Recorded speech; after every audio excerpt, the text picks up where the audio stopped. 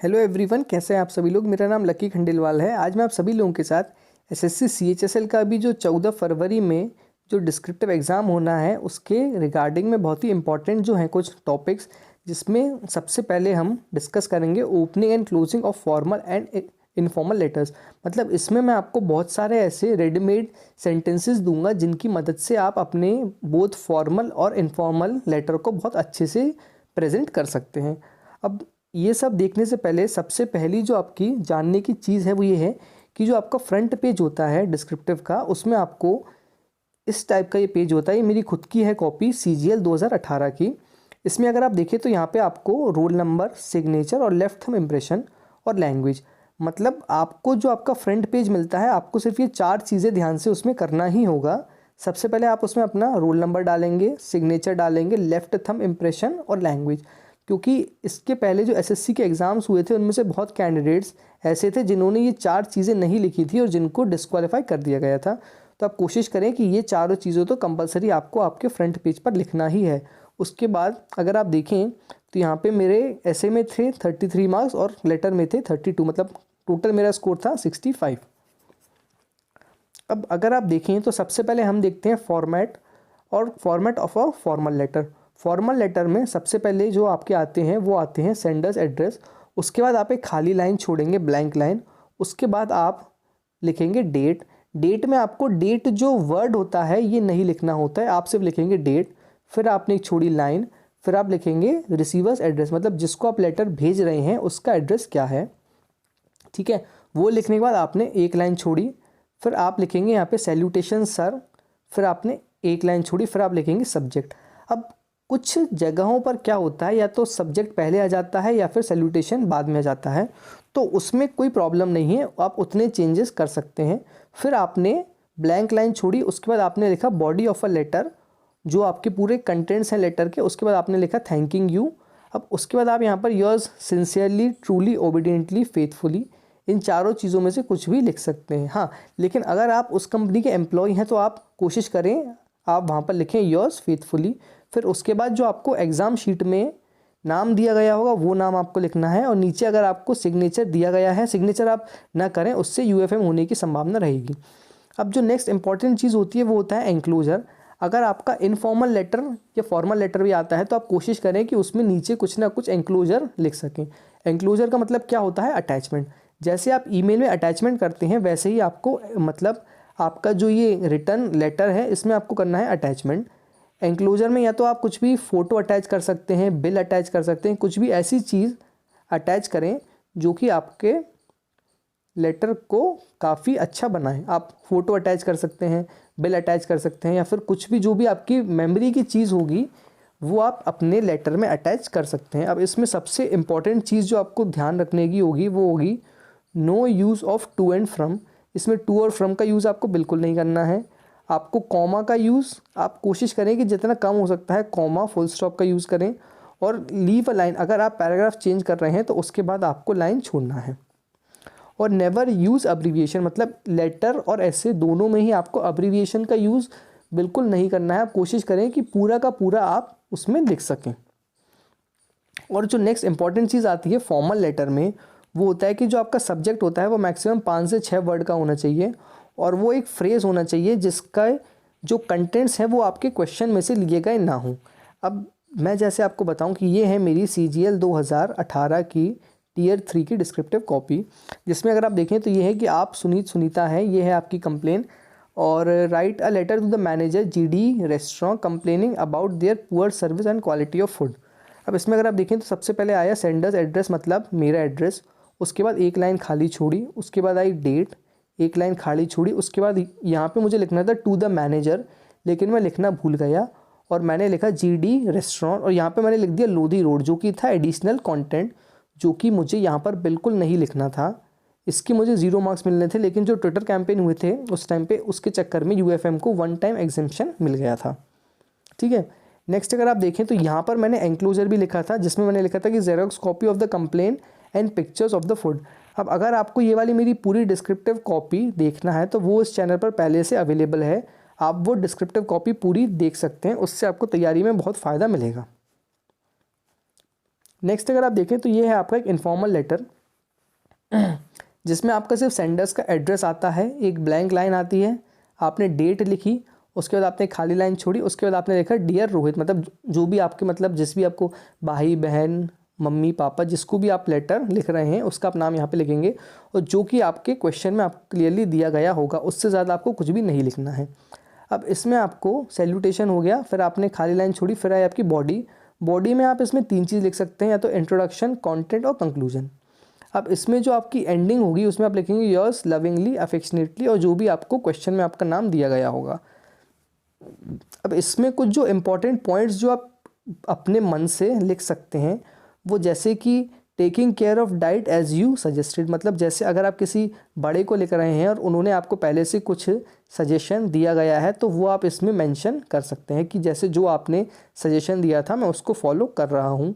Dance classes are running well sisters, और visit doctor for your routine checkup, मतलब जैसे अगर आप ये अपने मदर फादर को लिख रहे हैं तो उसमें आप ये लिख सकते हैं कि please visit doctor for your routine checkup, convey my regards to dash, I would rather like to work, अच्छा ये नहीं है, ये इसको छोड़ दीजिए। Study and health of brother and sister are and study achievement, हाँ इसमें आप अपने जो भाई बहन हैं उसकी उनकी हेल्थ के बारे में पूछ सकते हैं, उनकी पढ़ाई कैसी चल रही है उसके बारे में पूछ सकते हैं। ये सब चीज़ें आप एक इनफॉर्मल लेटर में पूछ सकते हैं। अब नेक्स्ट हम देखते हैं opening of a formal letter. अगर आप लेटर किसी एडिटर को लिख रहे हैं तो उसमें आप ये लिख सकते हैं this is to state that, this is to bring to your notice, है ना, through the esteem column of your prestigious newspaper I और वी। अब यहाँ पे अगर आप सिंगल लिख रहे हैं तो आप आई का यूज़ कर सकते हैं, लेकिन अगर आप पूरी कम्युनिटी के बिहाफ पर लिख रहे हैं तो आप वी का यूज़ कर सकते हैं। Would like to draw the attention of concern authority. अब इसमें क्या होता है, कुछ लोग इसमें कंसर्न अथॉरिटीज़ कंसर्न लिख देते हैं, मतलब अथॉरिटी पहले लिख देते हैं और कंसर्न बाद में लिख देते हैं, लेकिन वो चीज़ होती है गलत। इसमें आपको लिखना है कंसर्न अथॉरिटी, मतलब जो भी अथॉरिटी जो भी डिपार्टमेंट है उस शिकायत से कंसर्न, तो ये चीज़ ये होता है इसका मतलब। तो आपको लिखना है draw the attention of the concern authority. लेकिन अगर आप कुछ कंप्लेन कर रहे हैं तो आप ये लिख सकते हैं I regret to bring to your notice, I would like to draw your attention towards the pathetic condition, it is high time you paid attention. लेकिन इसमें पहले के जो दो हैं ये काफ़ी मैं अच्छे कहूँगा। It pains me greatly to write, ये भी आप लिख सकते हैं। लेकिन अगर जनरल कुछ भी है तो आप ये लिख सकते हैं it is to bring to your notice, this is to stated. अब ये जो मेरे पूरे नोट्स हैं इनकी PDF भी आपको मेरे टेलीग्राम चैनल पर मिल जाएगी, जिसका लिंक मैं आपको नीचे डिस्क्रिप्शन में दे दूँगा। और अगर आपको इसमें कुछ रिप्लाई देना है तो आप ऐसे लिख सकते हैं in reference to your letter dated dash dash I would like to, मतलब जो भी आपका है मैटर वो आप बाद में लिख सकते हैं। और अगर आपका कुछ भी एडवर्टाइजमेंट है जिसका आप रिप्लाई कर रहे हैं तो आप लिखेंगे I came across the advertisement dated published in the newspaper and came to know that dash dash dash is lying vacant. ठीक है, इस तरीके से ये हुई आपकी ओपनिंग कुछ फॉर्मल लेटर की। अब हम देख लेते हैं क्लोजिंग। क्लोजिंग में अगर आप जैसे किसी भी आपने जैसे ये एडवर्टाइजमेंट था इसका आपने लिखा क्लोजिंग, तो इसमें आप लिखेंगे looking forward towards getting a positive reply from you. Complain आपने लिखी तो ये लिखा कि I hope you would take prompt action for the redressal of my grievances and will take stern action against the erring staff. अब next आपने लिखा कि please look into the matter and do the needful, मतलब जो भी हमारी शिकायत थी उसको सॉल्व करने की कृपा करें। एडिटर को अगर आपने लिखा तो आप यहाँ पर ये लिख सकते हैं I hope this will prove to be an eye opener for the authorities concern and the end has been sleeping over the matter, मतलब जो भी अथॉरिटी थी जो इम्पोर्टेंट मैटर पर सोए हुए थे, रिएक्ट नहीं कर रहे थे, I hope they will rise from this, मतलब they have been sleeping over the matter, they will wake up, है ना, मतलब जो अथॉरिटीज़ थी वो अपनी नींद से जाग करके जो मेरी समस्या है उसका समाधान करेंगे। I hope this letter will find a suitable room in your newspaper. Next अगर हम देखें तो ये है फॉर्मल लेटर में through the column of esteem newspaper. ठीक है, ओके ये हम पहले डिस्कस कर चुके हैं। अब इसमें जो इम्पॉर्टेंट चीज़ है वो होता है डिटेल्स।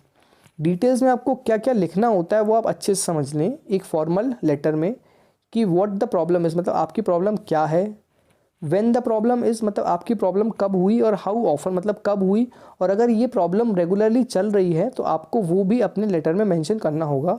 हाउ इसका मेन कारण क्या था और वाई, मतलब ये प्रॉब्लम क्यों अराइज हुई। अब बॉडी में आपको क्या करना है, करंट स्टेटस भी लिखना है कि उस प्रॉब्लम का आपको करंट में उसका स्टेटस क्या है, सजेशंस लिखना है कि उसको सॉल्व करने के लिए क्या कर सकते हैं। ये सब चीज़ें आपको आपके फॉर्मल लेटर में मेंशन करना होगा। नेक्स्ट अगर आप देखें तो ये हैं कुछ बहुत इंपॉर्टेंट सिनोनिम्स। अगर आप प्रॉब्लम का देखें तो ये मैंने कुछ हाईलाइट कर रखे हैं, ये आपको आपका जो ऐसे का टाइटल होता है वो लिखने में काफ़ी मदद करेंगे। जैसे प्रॉब्लम का आपने देखा अनोयंस हो गया, कंसर्न हो गया, inconvenience, nuisance, menace, challenges, irritation, quarrel, crisis, enigma, dilemma, मतलब ये सब काफ़ी इंपॉर्टेंट आपके लिए सिनोनिम्स होंगे।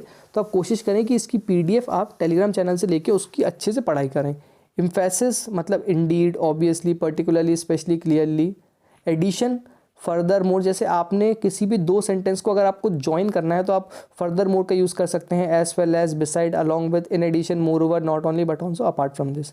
ठीक है। कॉन्ट्रास्ट, मगर अगर आपको दो सेंटेंस को कंपेयर करना है तो unlike, nevertheless, while, on the other hand, whereas, alternatively, however, alternatively, instead of, on the contrary, मतलब इन सब वर्ड्स का आप यूज़ कर सकते हैं।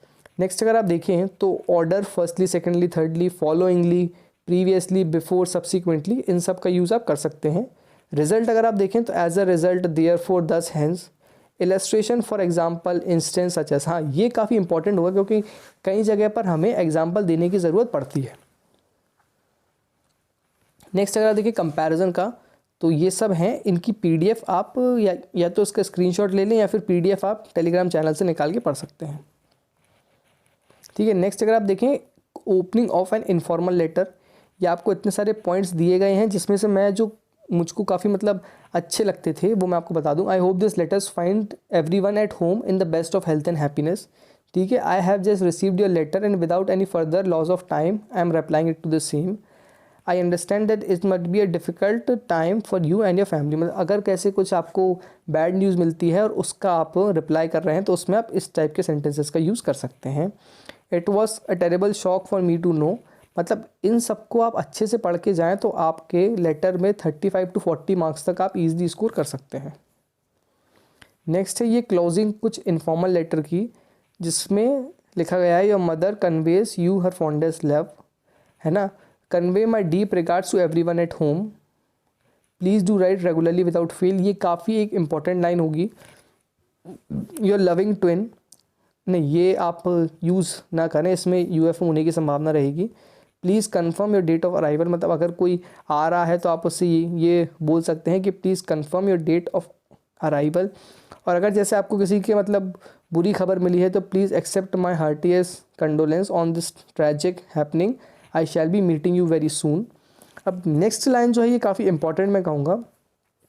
Words I know can't soothe your wound, may God give you the strength to bear the loss with courage and fortitude. ठीक है। अब नेक्स्ट है ये ओपनिंग कुछ फॉर्मल लेटर्स की, जो मैं आपको पहले ही बता चुका हूँ, लेकिन इसमें कुछ अलग चीज़ें भी हैं तो आप कोशिश करें कि इसको भी एक बार अच्छे से पढ़ लें।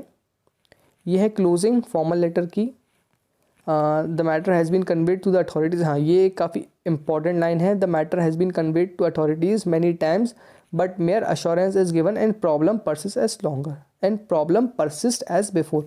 मतलब जो प्रॉब्लम थी वो पहले की पहले जैसी है, सॉल्व नहीं हुई है। जो मैटर है वो अथॉरिटीज़ को बहुत बार बता दिया गया है, लेकिन मेयर सिर्फ अश्योरेंस दिया जाता है, सोल्यूशन नहीं दिया जाता है। ठीक है। इस तरीके से ये इसमें काफ़ी इंपॉर्टेंट ये आपको क्लोजिंग दिए गए हैं, आप इन सबको 2-3 बार अच्छे से पढ़ लें। अब नेक्स्ट है phrases and opening sentences of informal letter. ये इनफॉर्मल लेटर में आपको एक मतलब काफ़ी अच्छा चार्म आएगा आपके लेटर में अगर आप इन सभी सेंटेंसेस का यूज़ करते हैं। ये काफ़ी अलग अलग सिचुएशन में यूज़ करने वाले अलग अलग सेंटेंसेस हैं। ठीक है। I am quite well and now taking care, I have started taking yoga class. हाँ, ये काफ़ी इंपॉर्टेंट मैं कहूँगा। I have started taking yoga classes, it's been a great relief and confidence to lead my life in a healthy way. ये आप informal letter में use कर सकते हैं। हाँ, ये एक काफ़ी अच्छा मैं कहूँगा। Oh I forget to share one good news, I have secured highest mark. मतलब अगर जैसे किसी ने आपसे मतलब कोई छोटे भाई बहन या फिर मम्मी पापा ने आपसे एक लेटर भेजा है तो, या फिर उनको आप एक लेटर लिख रहे हैं तो आप उनको खुशी के बारे में कुछ ऐसी चीज़ें बता सकते हैं। जैसे ओ आई फॉरगॉट, मतलब एकदम से आप लिख रहे हैं कुछ लाइन, लेकिन बीच में ही आप इसको ऐड करके एक ट्विस्ट ला सकते हैं अपने लेटर के अंदर। ठीक है, I have been missing you a lot since the work, okay okay ठीक है। Enough about me, tell me how are you, ये आप लिख सकते हैं। ये कुछ चीज़ें हैं जो आप आपके लेटर में यूज़ करके उनको बहुत एक इंपॉर्टेंट और एक अट्रैक्टिव लुक देख सकते हैं। ये phrases and opening sentence of formal letter. अभी तक हमने इतनी चीज़ें देखी इनफॉर्मल लेटर्स की, अब हम देखते हैं फॉर्मल लेटर्स में, जिसमें अगर आप देखें तो एंक्लोजर एक बहुत ही इंपॉर्टेंट चीज़ होगी, जिसमें आप जेरोक्स कॉपी लगा सकते हैं डॉक्यूमेंट्स की। ठीक है, अब नेक्स्ट अगर आप देखें तो ये last week 10 such incidents were reported, मतलब अगर आप किसी चीज़ की कंप्लेन कर रहे हैं और उसकी फ्रीक्वेंसी आप बता सकते हैं और उससे क्या इम्पैक्ट हो रहे हैं वो बता सकते हैं। Government should provide them at subsidize rates, okay ठीक है। I am sure that by using alternate resources we shall be able to cut down the pollution, okay okay. ये सब चीज़ें आप एक बार अच्छे से पढ़ें तो आपको मैं डेफिनेटली भरोसा दिलाता हूँ कि आपको बहुत फ़ायदा मिलेगा, क्योंकि मेरे खुद के हैंड रिटन नोट्स हैं और ये भी हैं आपके फॉर्मल लेटर में काम आने वाले कुछ बहुत ही इंपॉर्टेंट पॉइंट्स। आई होप ये वीडियो आपके लिए काफ़ी अच्छा होगा। इसकी पूरी PDF आपको मेरे टेलीग्राम चैनल पर मिल जाएगी, तो प्लीज़ टेलीग्राम चैनल विजिट करें, अपनी पढ़ाई को बहुत अच्छे से कंटिन्यू करें। Please like this video and comment and subscribe to this channel. Thank you very much.